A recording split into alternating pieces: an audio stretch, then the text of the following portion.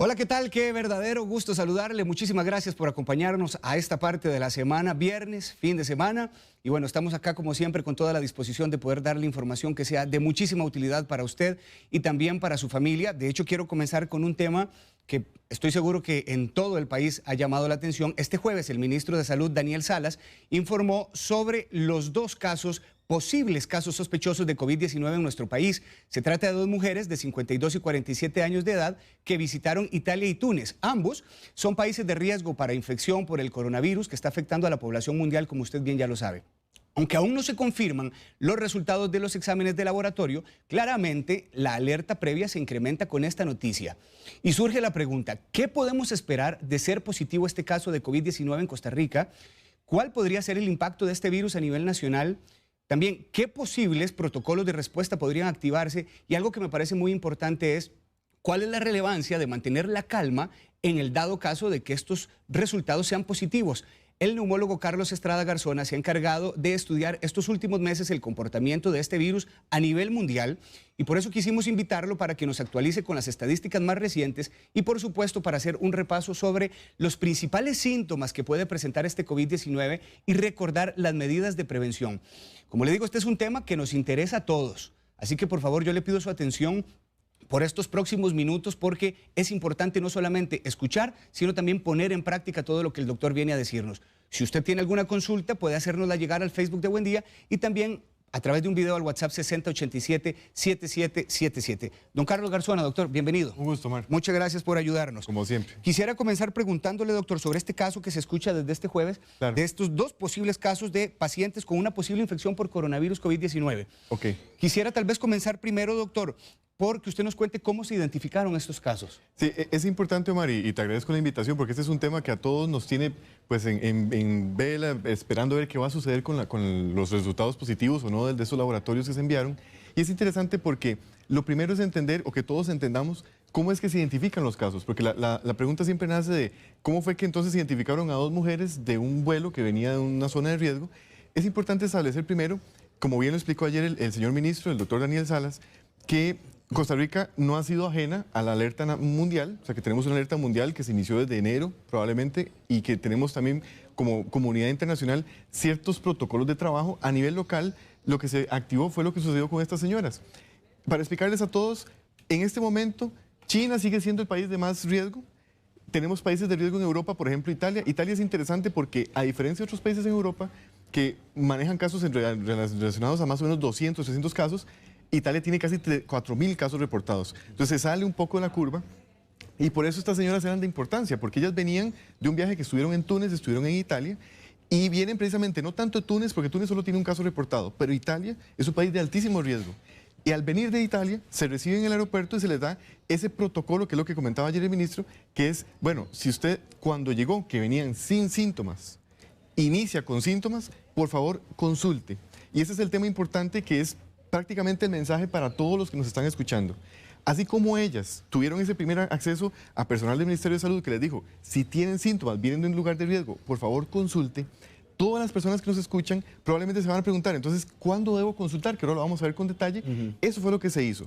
En el caso de estas señoras, llegan el 29 de febrero, que es interesante, llegan en ese vuelo, vienen de un lugar de riesgo, probablemente no tenían muchos síntomas, pero el 3 de marzo ya consultan porque inician con un síntoma pivote que es relacionado probablemente con los síntomas de gripe. Que es curioso, porque uno dice, ¿por qué va a tener una gripe si venía de un lugar de alto riesgo? Bueno, ¿será que tiene relación o no con el virus? Ahí es donde inicia la sospecha. O sea, si yo tengo un paciente que viene de un lugar de riesgo, que inicia con una gripe, sospechamos que tenga infección por este coronavirus, pero para eso, como decía ayer el ministro, se confirma con un laboratorio. ¿Por qué? Porque tenemos que ponerlo en contexto.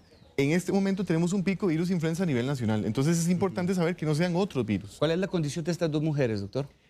En general, según lo que se explicaba ayer en conferencia de prensa y lo que se ha hablado en autoridades nacionales, ellas están estables, ¿me explico? Y eso es importante porque es parte del mensaje del coronavirus y que ayer se enfatizó varias veces en las preguntas que se le hizo al señor ministro también, que es que la mayor parte de los pacientes con infección por coronavirus pueden cursar solo con una gripe. Me explico, los pacientes que se complican, o sea, los que vemos que reportan en China, que China es el que tiene más pacientes y más mortalidad, inclusive para que nos hagamos una idea todos, China tiene 80.000 casos reportados, 3.000 fallecidos. O sea, de los casi 4.000 fallecidos a nivel mundial, casi todos son en China.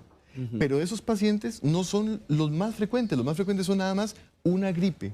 Los que se complican, ahora vamos a decir cuáles son los factores de riesgo, no son todos. Y ese pequeño grupo son los que evolucionan mal. En el caso de estas señoras, ellas están en sus casas, están bien, estables, se está manteniendo un protocolo de aislamiento que es algo que se estableció a nivel nacional como una medida de seguridad mientras se confirma que sea positivo o no, pero ellas están estables. Doctor, me llama mucho la atención que ellas ingresen al país sin presentar síntomas, lo que usted nos está explicando. Correcto. ¿Cuánto tiempo después de que este virus o que haya esta sospecha, doctor, podrían aparecer los primeros síntomas? Esa pregunta es fundamental porque recordemos que los virus tienen un comportamiento que se llama de un periodo de incubación, o sea, primero se va activando, por decirlo así, va reproduciéndose dentro del organismo que infectó y luego ya es transmisible, o sea, tenemos como dos fases del virus.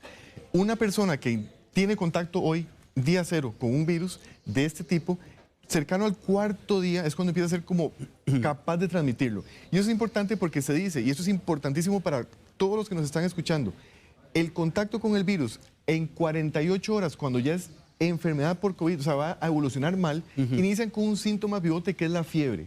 O sea, además de tener gripe, sensación de malestar, tal vez un poquillo de moquera, eventualmente dolor de garganta, etcétera, la fiebre es un síntoma pivote y eso es importante porque entonces tengo un paciente, como el caso de estas señoras, probablemente que ellas venían bien, pasa ese periodo de incubación donde no sentían nada, inician con síntomas muy leves, pero si asocian fiebre entonces se vuelve un poco más importante. ¿Por qué? Porque hago la pregunta a todos los que nos están escuchando ahorita, ¿cuántas personas que han tenido gripe tienen fiebre? Si nos hacemos esa pregunta en el periodo de vida que sea, en los años que tenemos de haber tenido gripes todos, probablemente 2 o 3 veces al año, ¿cuántas veces hemos tenido fiebre? Muy pocas. Precisamente esa es la evolución de un virus respiratorio como el coronavirus, también es la evolución de influenza, que tengo que decirlo, puede ser la evolución de virus más frecuentes acá como influenza, y de ahí que la alerta se mantiene como un caso sospechoso, no confirmado hasta el momento. A pesar de que esta incubación puede ser de 4 a 5 días, como usted explica, doctor, Sí. durante este periodo de incubación podría existir contagio. Es poco probable, Omar, porque el virus como tal, yo siempre explico que el virus lo que hace es que llega como al huésped, o sea, a la persona que va a infectar, utiliza la maquinaria, o sea, todo el material que tiene ese paciente, las células sanas, las utiliza para reproducirse. En ese periodo, por decirlo así, es como que tengamos un ladrón en la casa que está alimentándose con todo lo que había en la cocina para poder salir a otra casa. Entonces, mientras esté en la casa, no va a hacer daño. El problema es cuando se sale de la casa y se pasa a la siguiente casa, que sería el otro paciente a infectar. Ese periodo, como te decía, usualmente tiene un rango, no es muy variable, pero es de entre los 2 y los 4 días, todavía no está en esa capacidad. Luego el cuarto día, inclusive hasta un periodo de 10 días, estamos hablando, por eso se habla de las famosas cuarentenas, que ahora vamos a comentarlo, de 14 días, es donde el paciente puede estar transmitiéndolo aún cuando ya los síntomas van reduciéndose. Porque recordemos que los virus, y lo saben cualquier persona que ha tenido una gripe, usualmente tardan una semana. Empieza, tiene un pico y luego empieza a bajar. Eso es lo normal. Pero en ese periodo, luego del cuarto día es cuando se vuelve más riesgoso que el paciente pueda transmitirlo, inclusive cuando ya se está sintiendo bien, porque como hemos explicado y vamos a repasar ahora, el virus se puede mantener en el ambiente por partículas, secreciones. De hecho, quería hacerle esa pregunta, doctor. ¿Cuánto tiempo puede permanecer en el ambiente? Este virus, Omar, tiene una peculiaridad. Los virus respiratorios en general pueden permanecer alrededor de 48 horas. En partículas, me refiero, si yo tosí, dejé esta mesa sucia, ahí quedan las partículas más o menos unas 48 horas. El coronavirus, en específico, se ha identificado que puede hacerlo un poco más, o sea, se puede identificar hasta 4 o 5 días en esa superficie. De ahí que una de las medidas que se ha estandarizado como medida de prevención es estar limpiando superficies en zonas de alto acceso. Me refiero a oficinas, lugares públicos, estar limpiando superficies donde puede ser que cualquier persona estornudara porque estaba con gripe y esa partícula esté ahí. ¿Qué pasa con la ropa, con artículos personales después de esto que usted me está diciendo? Aplica igual, Omar, aplica igual porque son artículos de uso personal que pueden tener esas partículas. Entonces, de nuevo, si una persona que ha estado, y eso estoy hablando no de coronavirus, de gripe en general, estoy hablando de cualquier tipo de virus respiratorio, lo ideal es que la persona tenga primero un adecuado lavado de manos y los artículos, y estoy hablando más que todo probablemente niños, porque los juguetes van a estar siempre en contacto con secreciones y demás, que tengan esa limpieza frecuente, porque si alguno de los niños ha estado resfriado, probablemente la capacidad de esas partículas de estar ahí y transmitirse a otro niño es mucho más alta. En el caso de las familias de estas dos pacientes sospechosas, doctor,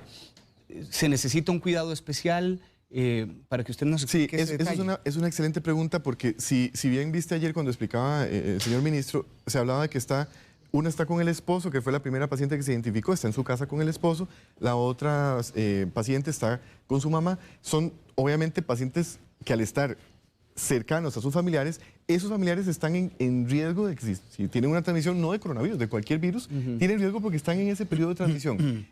¿Cuál es el cuidado con ellos? Obviamente, vigilarlos con este periodo que te estoy comentando. O sea, vamos a hablar de que la paciente que inició con síntomas, o sea, ellas consultaron, para la primera paciente fue el 3 de marzo, o sea, el martes. En ese periodo que estamos hablando, puede ser que esté en capacidad de transmitirlo y si la persona que estuvo en contacto con ella estuvo cerca, obviamente la vamos a vigilar en el periodo que les corresponde. O sea que puede ser que el esposo de la primera paciente ahorita no tenga nada y en 4 días empiece con una gripe. El mismo proceso que estamos hablando de cualquier paciente que hace una gripe. Y en el caso de ese señor, habrá que vigilarlo en ese periodo, que es lo que explicaban a grosso modo ayer en la entrevista de cuánto tiempo se van a mantener en vigilancia si es que está positivo y eventualmente si fuera un paciente que no es positivo por coronavirus, se le darán las recomendaciones de manejo sintomático si inicia con síntomas. ¿En qué consiste la cuarentena, doctor, para pacientes sospechosos? Esa palabra, Omar, es un poco engañosa porque cuarentena viene de la palabra de 40 días, ¿verdad? Que eso se aplica para otras enfermedades donde se aislaba por 40 días a un paciente. En el caso de este virus, como ya expliqué ahorita, son más o menos de 10 a 14 días donde ese periodo de transmisión, como te decía, de ese ladrón que va a pasar a otra casa, o sea, esa posibilidad del virus de transmitirse a otra persona. Entonces las cuarentenas rondan los 14 días. Se ha visto en algunos lugares lineamientos donde los amplían un poco más porque son estrictos con la palabra cuarentena. Entonces vemos que dicen, no, son 40 días. Estrictamente hablando, la recomendación son 14 días. Pero hacemos una consideración especial. ¿Qué pasa, por ejemplo, en el caso del esposo, la casa de la primera paciente? ¿Okay? En ese caso, si estuviera positivo, ella tiene 14 días de aislamiento, pero él va a tener un periodo un poco más largo. ¿Por qué? Porque empezó un poco más tardío si es que lo llega a tener. Entonces, ese periodo de cuarentena es 14 días para la persona identificada. Pero cuando hablamos del núcleo familiar, habrá que corregir ese número según la persona y cuando inicia con los síntomas. Entonces, es importante saber que 14 días es lo que se recomienda y que la palabra cuarentena tiende a confundir. No es que vamos a aislar a una persona 40 días solo por aislarlo. Y muy importante también porque ha sido una pregunta que me han hecho. Si una persona viene de un lugar de riesgo, si viajó de un lugar de riesgo y no ha tenido síntomas, si es necesaria la cuarentena, porque es interesante. Bueno, entonces yo vengo como estas señoras, vienen llegando de Italia, no tuvieron síntomas, era necesario hacerle una cuarentena, o sea, aislarlas 14 días de sus lugares de trabajo y demás. Si no han tenido síntomas, se vuelve de muy bajo riesgo, como bien se explicó ayer, porque no se ha confirmado una enfermedad por coronavirus y prácticamente pasan asintomáticas. Entonces no es una indicación para hacer una cuarentena. Y eso lo digo porque parte de esta invitación, y te agradezco que me hayas invitado, es para llevar un poco a la calma. ¿Por qué? Porque muchos costarricenses estarán pensando, bueno, entonces, todas las personas que viajan de Italia, guardados y encerrados en sus casas 14 días. Eso no es la recomendación. Bueno, el presidente de El Salvador, doctor Nayib Bukele, tuvo una orden de inmediato de que ningún pasajero, ninguna persona proveniente de Italia podía ingresar a El Salvador. Esos son medidas que, de nuevo, cada país se adapta según sus realidades. Eso es una medida muy interesante porque ve que lleva un poco al extremo, pero es una medida que ellos toman como su autoridad sanitaria local y lo definen como un protocolo de manejo de riesgo. Así como en Panamá, a todo viajero que ingresa le miden la temperatura. O sea, son protocolos que son diferentes según el país. Es importante que también todos sepamos, y eso reforzando lo que se habló ayer en la conferencia de prensa, que el Ministerio de Salud desde el 25 de febrero ya tiene lineamientos específicos para lo que se llama el caso sospechoso. Es interesante, Omar, porque uno dice, caso sospechoso, suena como que estábamos nosotros todos hablando, tomando café, y dijimos, es que es sospechoso. No. A nivel de regulación sanitaria, cuando yo digo caso sospechoso, tiene una definición. Los invito para que se metan en la página del Ministerio de Salud, ahí está. Se dice cómo se establece ese caso sospechoso. Y ayer se repasó en forma sencilla, paciente que viene en lugares de riesgo, que eso va a variar en el tiempo, y es parte de las razones por las que estamos acá, para actualizarles a todos cuáles son los lugares de riesgo. Y si tiene síntomas sugestivos, y especialmente, lo repito, especialmente fiebre, y no fiebre que me siento caliente, no, fiebre identificada con un termómetro, para arriba de 38 grados, ese paciente de riesgo y se considera un caso sospechoso que, ampliando un poco más, en el caso de estas señoras, repito, en la realidad nacional nuestra, ¿qué es lo que se hace? Un panel para virus frecuentes acá. Como ellas no tienen ese panel positivo, entonces se envía, ahora sí, un segundo panel, que es el que estamos esperando todos. ¿Por qué? Porque no dieron positivo por los virus frecuentes. Y hago el comercial porque tengo que hacerlo. Desde diciembre del año pasado tenemos un pico de virus influenza H1N1, el mismo que vimos en el 2009. Que a propósito de lo que estamos conversando acá, ahora voy a hacer un comentario porque esa fue la experiencia que tuvo Costa Rica, la tuvimos en el 2009, muchos recordarán las tiendas de campaña, los protocolos de aislamiento, todo lo que se hizo a nivel nacional, y con todo orgullo podemos decir que Costa Rica mantuvo una mortalidad similar a países del primer mundo, Estados Unidos y Europa. O sea que estamos preparados en el sentido logístico para poder enfrentar un problema como este. Lo único es que no hay que llevar alarma hasta no tenerlo, porque puede ser que estas señoras no tengan el virus y ya hay un fenómeno, digamos, de alarma colectiva, ¿verdad? 8:16 de la mañana. Quisiéramos, la idea de esta entrevista es poder hacerlo de una manera completamente interactiva. Si usted tiene alguna consulta que realizar, este es el momento para que la haga al doctor Carlos Estrada Garzona. No se preocupe por decir, y tal vez si pregunto esto de repente sea muy obvio, no se preocupe porque en un tema como estos no existen obviedades y todos, absolutamente todos necesitamos aprender porque no somos médicos. Los profesionales son ellos, nosotros preguntamos, así que si usted quiere hacerlo, por favor, siéntase con toda la confianza de enviar un video o hacerlo a través del Facebook de Buen Día. Una de las preguntas que se ha vuelto bastante común con respecto a esto, doctor, es el tema, usted nos lo decía en otra oportunidad, que el coronavirus prácticamente es algo que se descubrió, estoy hablando hace tal vez 40 años. Correcto. ¿Por qué a este se le llama COVID-19 y se hace una diferenciación? Esa es una pregunta vital, inclusive porque ya en redes sociales se ha hecho muchas preguntas sobre el tema de qué es el coronavirus o por qué se llama diferente. Muy bien, más o menos 40 años de conocer virus respiratorios denominados coronavirus. Eso es una denominación genética, o sea, por decirlo así, ese es el apellido que tiene. Son virus respiratorios con esa denominación. Se han descrito 7 de ese tipo. Tenemos virus reportados con grandes epidemias en el 2003, 2012. Y curiosamente, para terminología específica, si vos me preguntas, bueno, doctor, ¿cuál es su nombre? Yo te diría mi nombre completo, ¿ok? El virus tiene un nombre completo. Y si muchos de los que están viéndonos ahorita se meten en internet, van a ver que el nombre completo es SARS coronavirus 2. Lo tengo que decir porque cuando nos vamos a ver la palabra SARS y ponen otra vez en Google una búsqueda o vieron alguna película de un apocalipsis o alguna cosa así, van a decir, caramba, entonces viene el fin del mundo. Eso no es así. Ese es el nombre. Pero el nombre como tal lo que identifica es un virus nuevo que fue una cepa aislada en el 2019 y que precisamente por eso que estoy comentando, para que no haya un pánico global fuera lo que sí se está sucediendo en las partes objetivas de lo que hemos visto, se le denominó COVID-19. La OMS a mediados de febrero dijo, no vamos a hablar más de SARS coronavirus 2 porque se nos va a confundir. Mucha gente se va a asustar, va a empezar una alarma mundial que no es necesaria. Con solo escuchar la palabra SARS. Con la palabra SARS, porque SARS, de verdad, hay muchas películas que hablan de eso, que entonces hay un virus fatal. No, eso no es el mensaje. Y precisamente la OMS, de una forma muy responsable, le cambia COVID-19, como lo dijiste ahora al inicio, COVID-19, pero hay que hacer una especificación. COVID-19 es cuando hablamos de enfermedad. O sea, para yo poder decir que un paciente tiene COVID-19, tengo que confirmar por laboratorio que ese sea el coronavirus específico. Lo digo porque tuvimos un caso la semana pasada de una paciente que tenía un coronavirus que no era COVID-19, que era de los que llamamos de circulación local. Como dije, son muchos coronavirus. El que nos tiene problemas es este, que es uno nuevo, pero hay muchos coronavirus. Entonces, esa paciente estuvo en un hospital nacional, se mandó el reporte de laboratorio y decía, no, es un coronavirus que llamamos de circulación local. Eso es importantísimo, porque entonces ya con ella se hubiera hecho una alarma, ya tenemos un coronavirus en Costa Rica. No, porque ese que ya teníamos circulando. Estos nuevos, si se identificamos coronavirus positivo, más síntomas, que dijimos ahora, síntomas tipo gripe, catarro, etcétera, dolor de garganta, con fiebre, y no necesariamente con falta de aire o progresando un paciente en forma mal o letal, ese paciente se denomina COVID-19. Y es importante que ojalá lo digamos así, porque cuando uno habla de coronavirus, en genérico, que es parte, digamos, el título de esta conversación, puede llevarse un poco a la confusión, porque entonces alguien podría decir, entonces es un SARS. Y empezamos en ese dilema y no, se le llama COVID-19. Y ese es el nombre oficial para efectos de comunicaciones, de publicaciones, de discusiones. Bastante claro. Doctor, usted nos envió una gráfica que me parece a mí es importantísima para que todos tengamos y lo tomemos en cuenta, es sobre los principales síntomas que pueden presentarse con este COVID-19, que tienen, que son los que marcan la diferencia. Aquí la tenemos. Explíqueme usted, doctor, porque fiebre es uno de los puntos que usted hablaba que es un elemento diferenciador. Vamos a hacerlo como una escala de una pirámide de valores. Como ven, arriba de primero está la fiebre. Fiebre mayor de 38 grados, ese es el fenómeno pivote.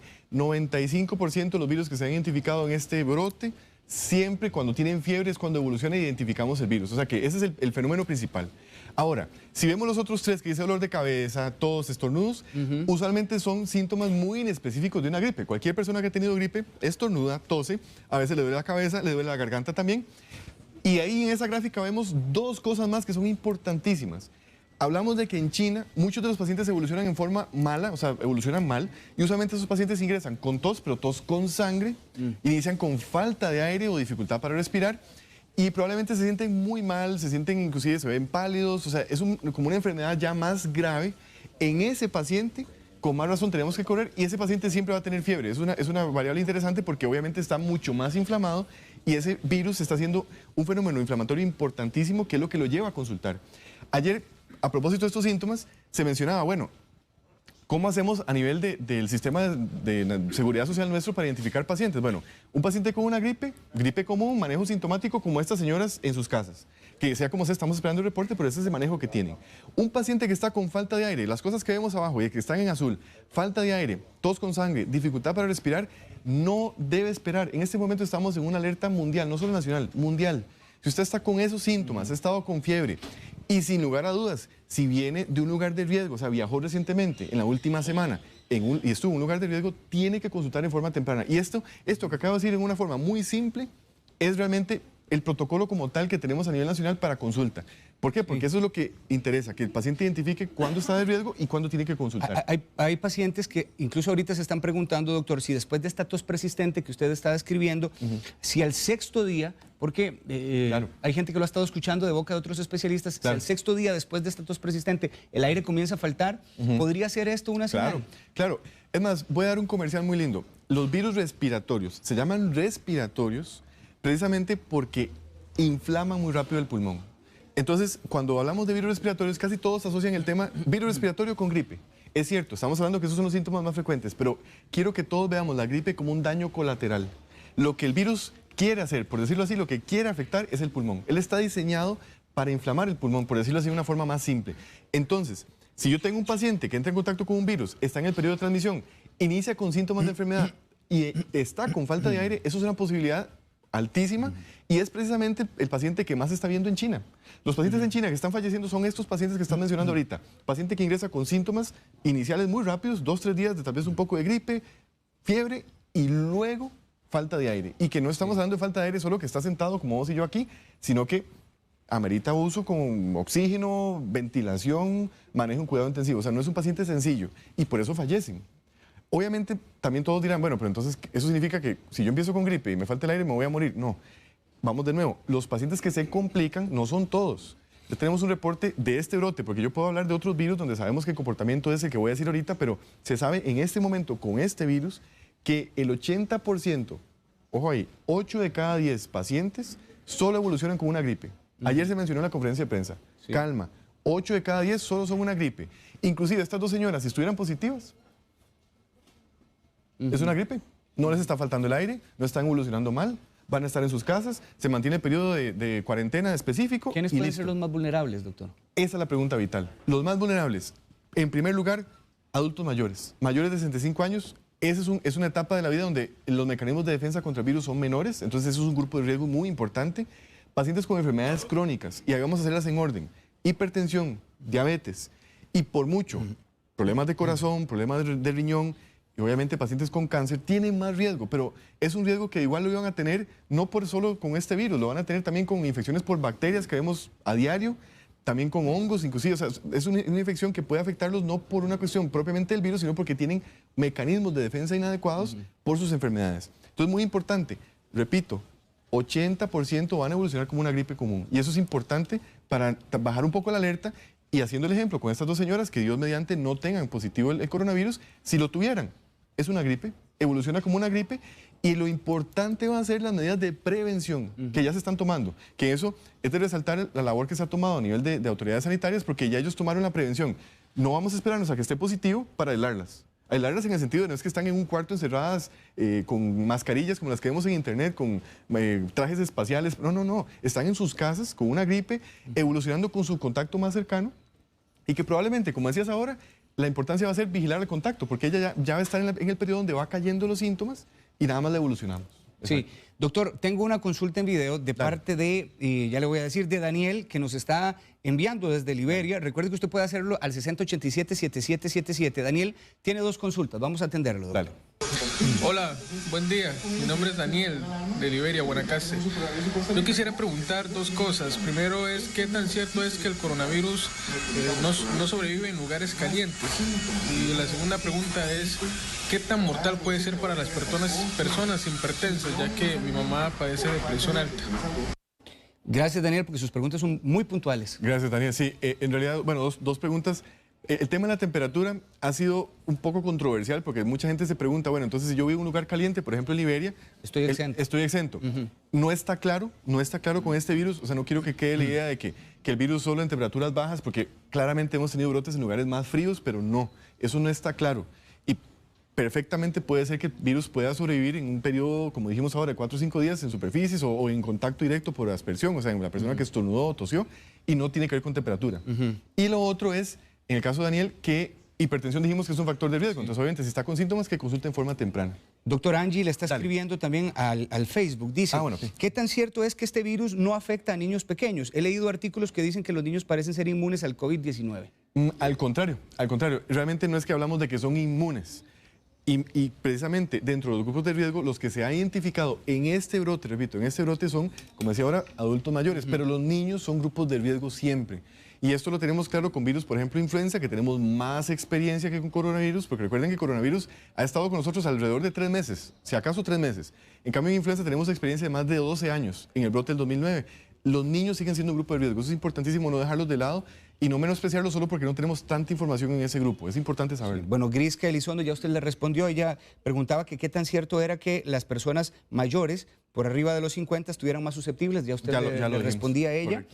Melba González dice, si una persona es diabética, obesa o hipertensa y hace 7 meses se enfermó de neumonía, ¿está en riesgo de padecer el virus? Altísimo riesgo y todavía más que lo que comenté ahorita, porque recordemos que en una neumonía, que eso lo hemos comentado en algunas charlas acá, cuando un paciente tiene una neumonía, esa inflamación del pulmón puede mantenerse hasta 6 o 9 meses, inclusive 1 año en adultos mayores, y ese pulmón está más susceptible. Y dijimos ahora, son virus respiratorios, inflaman el pulmón. Entonces sí tiene mucho más riesgo que lo que comentamos en general ahorita. Atendemos el segundo video que nos entra, doctor.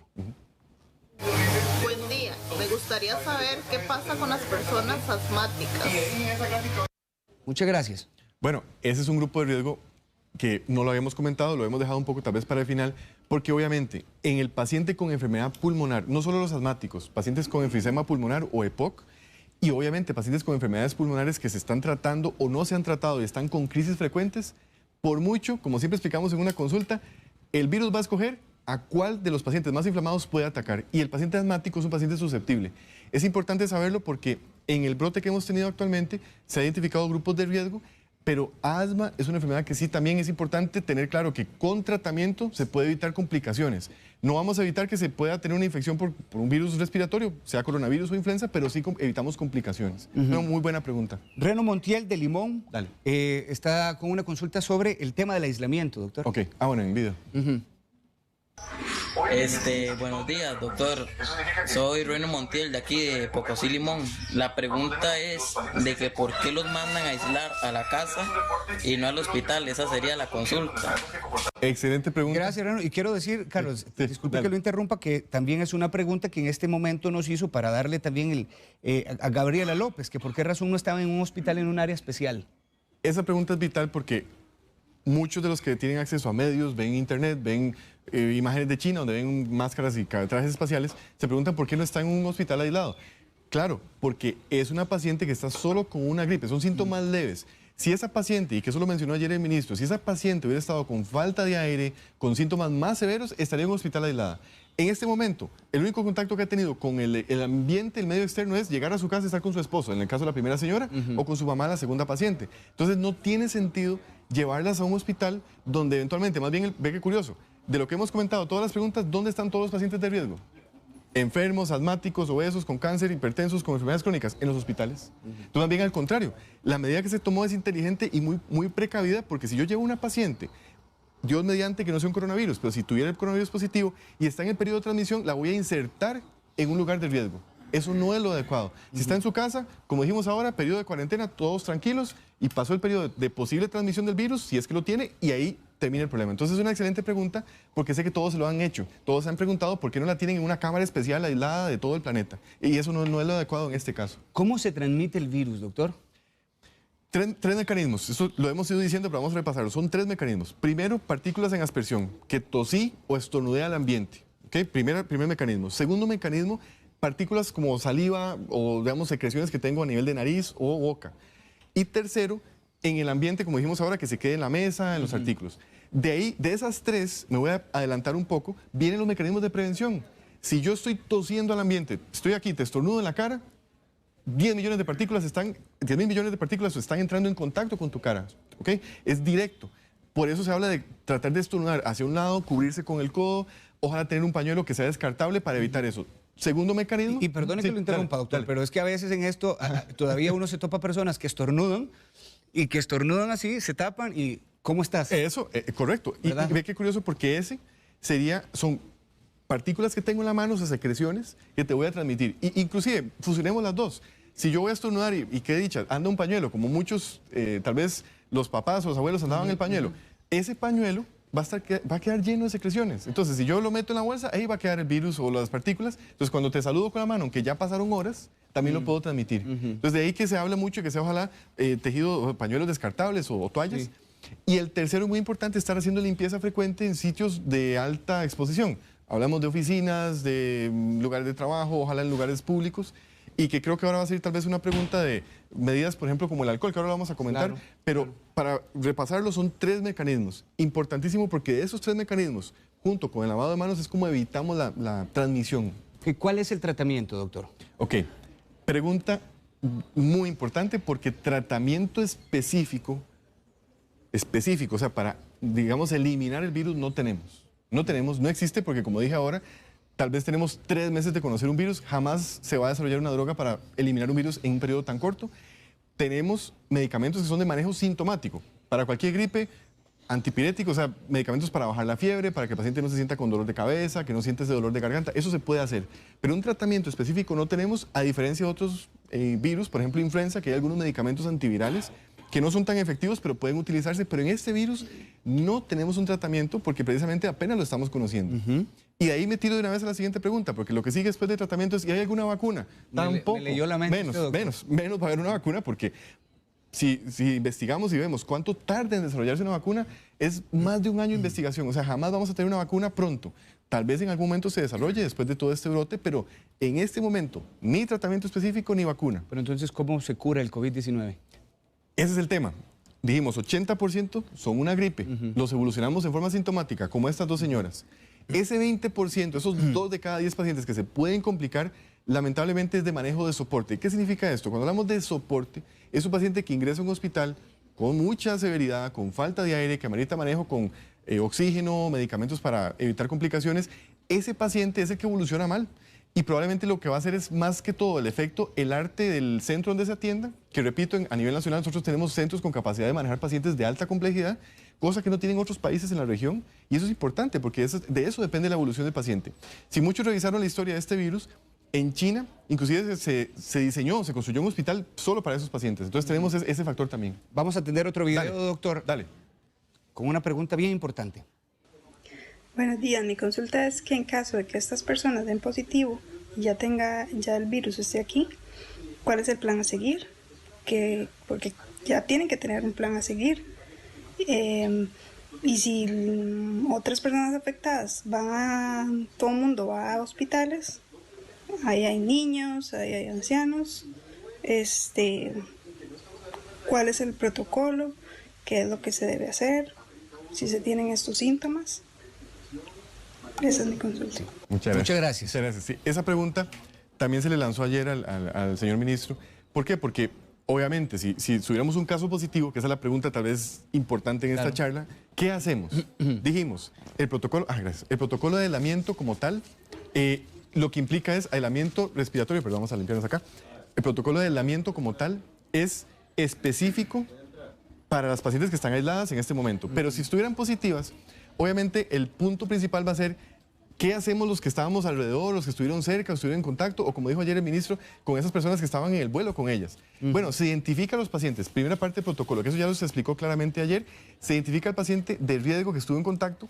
Y número 2, esos pacientes se instruyen, así como se hizo con estas señoras, se instruyen para que tengan ese acceso a servicios de salud en forma temprana. ¿Cuándo van a tener que consultar? Cuando pasó ese periodo de esos 4 días o que iniciaron con síntomas y ya no están asintomáticas y empiezan con fiebre, con síntomas de gripe.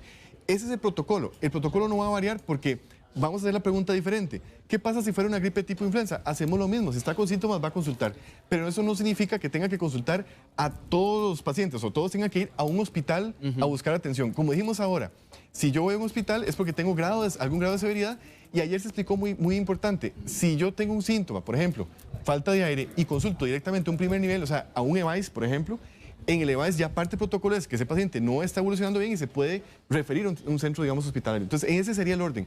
Protocolos, de nuevo, si se identificara, sepan lo que las autoridades nos lo van a hacer saber si se están actualizando y modificando. Ahora, me parece que es importantísimo, es fundamental en esta entrevista tener también la prevención, que era lo que usted comentaba, Correcto. doctor. Y de una vez les anticipo, la gráfica que colocamos antes sobre los síntomas la vamos a colocar en el Facebook de Buen Día, y en este momento queremos mostrarles también algunos de los pasos que usted debe seguir. Me gustaría que tome su teléfono y le tome una foto de la pantalla, Claro. o también lo vamos a poner en el Facebook de Buen Día, pero es que esto es importantísimo hacerlo. Así es. Aunque peque uno, perdónenme, de repugnante de a veces no dar la mano. Así es. Doctor, pero Así. por lo que veo esto hay que hacerlo, y qué mejor que usted, que es el especialista, Así nos es, lo diga. así es. O sea, vamos en orden. Primero que todo, lavarse las manos, pero estoy hablando de lavado de manos, no nada más como meterlas debajo del agua y listo, ¿verdad? Que muchas veces lo hacen muy rápido. No, es lavarse las manos con técnica que implica lavado por la palma, la parte posterior, entre los dedos. Agua y jabón, doctor. Agua y jabón, agua y jabón.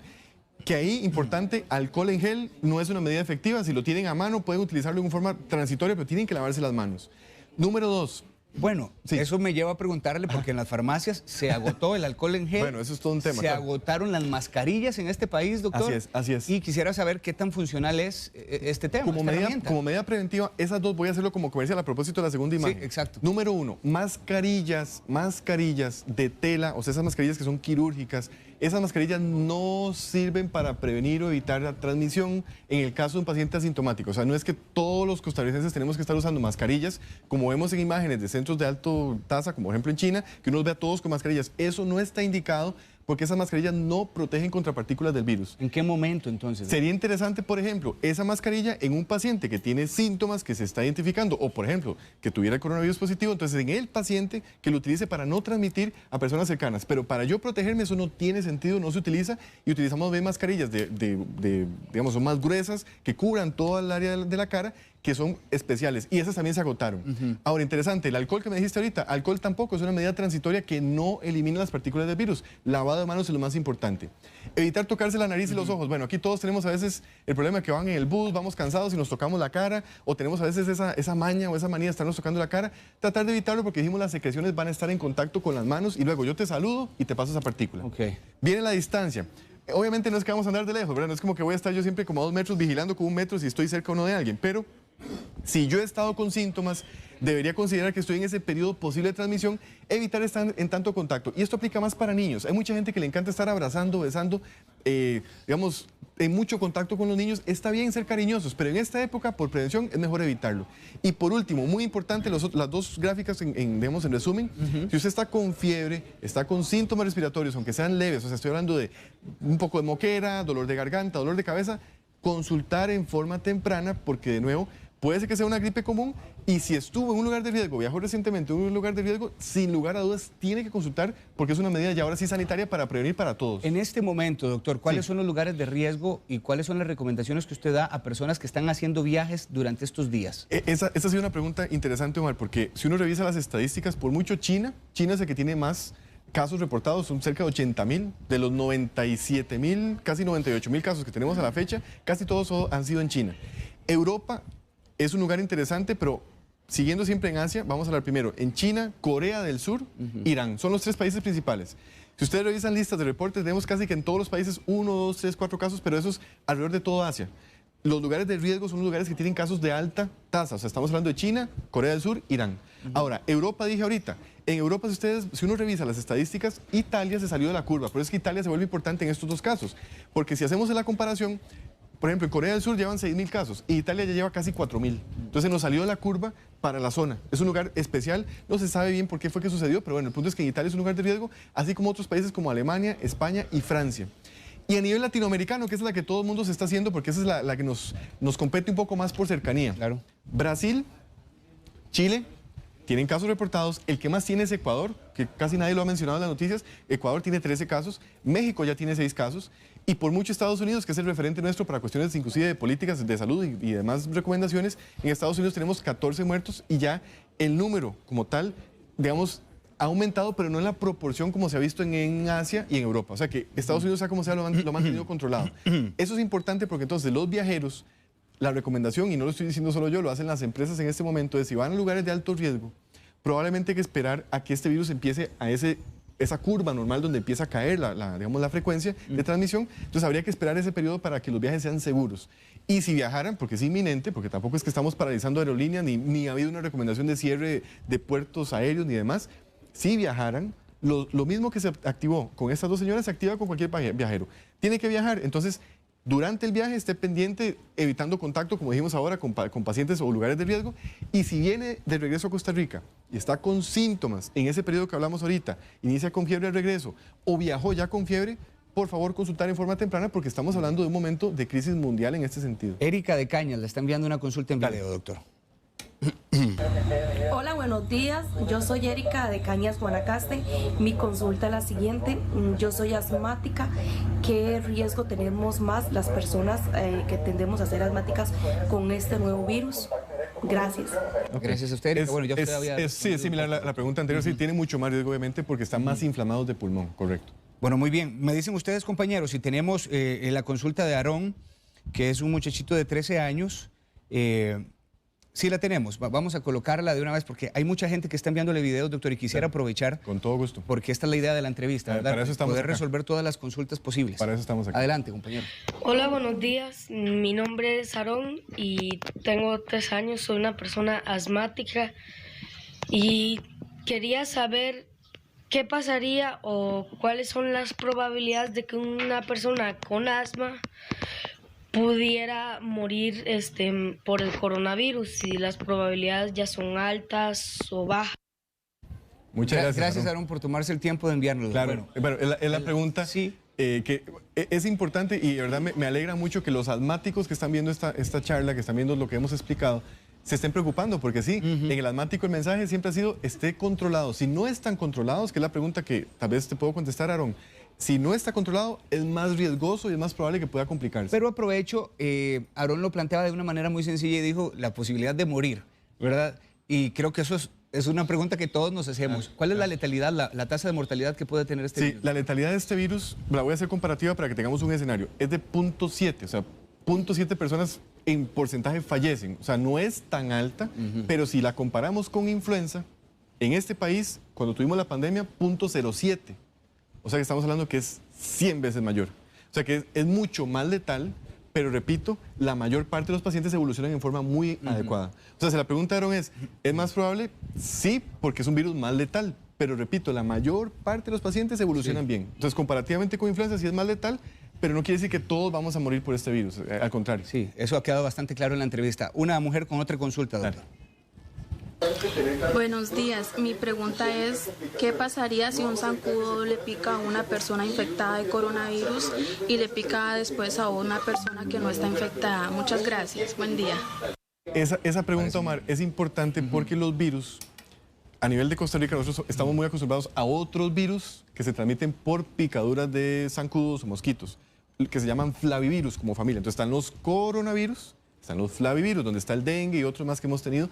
Este virus no se transmite así, ¿me explico? Entonces no tiene ese mecanismo, no es. Entonces la pregunta sería, más bien, no es la forma como se transmitiría, es por contacto directo, de humano a humano, con secreciones, como hemos explicado ahorita, no por una picadura de zancudo. Bien. Johnny Picado de Santa Bárbara con otra consulta, doctor. Dale. Buenas a todos, mi nombre es Johnny Picado de Santa Bárbara. La pregunta es, dice que los síntomas son como los de una gripe, y se trata... ¿Cómo se trataría ese cuadro en la casa, supuestamente aislado, verdad? ¿Qué se le daría de tomar o cómo se trataría al paciente? Siempre y cuando no hayan complicaciones, como dice usted. Y estaban diciendo que más o menos no es una cuarentena, sino que como en 15, 20 días pasa. Lo que más me inquieta es saber, ahí termina el problema del coronavirus ¿él muere o la persona queda con el coronavirus en el sistema? Correcto. Buena pregunta también, Johnny. Muchas gracias. Sí, gracias, Johnny. Esa pregunta es muy importante porque sí, en el ciclo de vida de un virus, luego de esos 14 días ya no se está reproduciendo, ya no está replicando, pero no es que se quede viviendo con nosotros, ya él se muere. Los virus son microorganismos que son como parásitos, en el sentido que ellos cruzan, aprovechan lo que está en la casa, como dije ahora, como el ladrón, y se van. Ningún ladrón que se mete a robar se queda a vivir con nosotros en la casa. Eso es exactamente igual. Para que tengamos claro el concepto de que no es que se va a quedar con el paciente. Y la pregunta, Johnny, te la agradezco porque muchas veces se da la idea de que la gripe la manejamos solo, tal vez con acetaminofén o cosas tal vez muy simples. Hay tratamientos específicos. Usualmente la moquera se puede manejar con sprays nasales, que muchos de ustedes estoy seguro que han estado con gripes en estos 2 meses y a veces se la tratan de aguantar con jarabes, con remedios caseros. Hay cosas que hacemos en una consulta dirigida donde damos usualmente medicamentos antiinflamatorios en nariz, algunos antialérgicos para secar la flema, formas de aliviar al paciente en forma dirigida. Pero sí hay muchas cosas que hacer que son sintomáticas, pero se pueden hacer. Una consulta más en vida, doctor. Eso. Buenos días, doctor. Yo quisiera saber si hay alguna prevención, si tomando vitamina C o hay alguna otra cosa para prevenir el COVID-19. Gracias. Lindas preguntas. Hoy de verdad les agradezco porque han hecho preguntas que a todos nos sirven, ¿verdad? Porque son preguntas que todos estamos haciéndonos. Esa pregunta es interesante porque sí, se habla mucho de vitamina C, de algunos remedios que pueden levantar las defensas, medicamentos que levantan las defensas. La única medida de prevención específica es lo que hablamos ahorita de evitar contacto, medidas de protección, de formas de estornudar, lavarse las manos, son las medidas de prevención.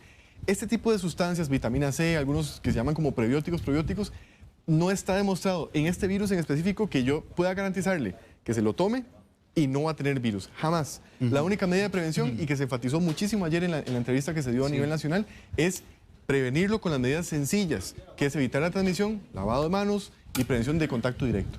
Doctor, muchísimas gracias por todo este tiempo. Han sido, ¿cuánto? Ya 48 minutos. Y quisiera como que cerráramos la entrevista con esto muy importante que incluso el señor ministro de Salud decía ayer, Daniel Salas, con respecto a guardar la cordura, a tener cordura. Así es. Y específicamente con estos 2 casos que son casos sospechosos, repetimos, son casos sospechosos. El señor ministro decía que hoy en la tarde es que se podrían estar dando los resultados, pero lo importante de esto y lo que quisiera agregar y replicar de lo que decía don Daniel es con respecto a no tomar ninguna represalia, ni ninguna actitud negativa, ni ningún comportamiento contrario contra estas 2 mujeres, porque como repito, y tengo que decirlo, doctor, esto es algo de lo que usted y yo y el doctor Carlos Estrada, todos estamos prácticamente propensos.